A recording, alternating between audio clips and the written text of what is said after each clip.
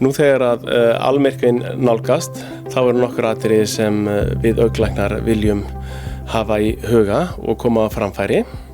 Það margir búin að vera sér út sólmyrkva gleraugu sem að virka vel og eru til þess gerð að horfa á móti sólu.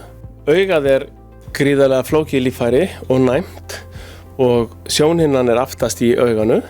Þar í miðjunni augnbotninn og það hann sem við notum þegar við horfum á sólmyrkvann og þess vegna notum við gleraugun þegar sólmyrkvinn að nálgast. Og ef það almyrkvi akkúrat á þeim tíma hægt að taka gleraugun af og njóta. Sjónhimnan sjálf hefur enga sársaukafrumur, þannig að ef maður horfir á móti sól, þá fræðilegur möguleiki á því að maður skemmi augnbotninn.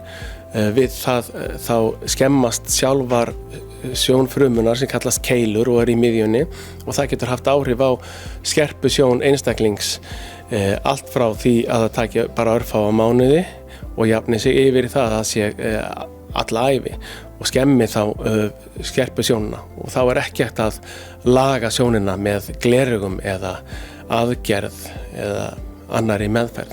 Það ágætis upplýsingar á sólmyrkvasíðu.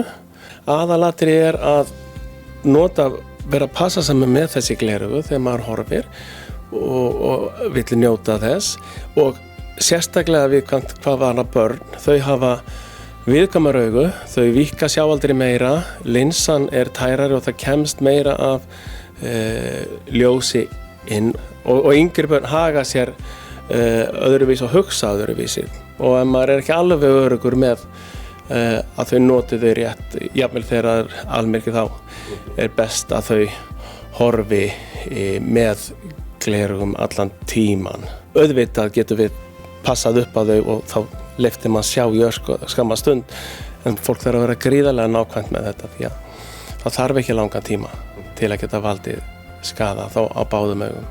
Ef við tölum anatómíu augans þá þetta líffæri sem tekur mikið pláss í heilanum, rúmlega 30% af heildar heilastarfsemi og sjónhimnan eins og filma í myndavél sem tekur á móti ljósinu og sendir rafboð inn í heilan og heilin býr til mynd.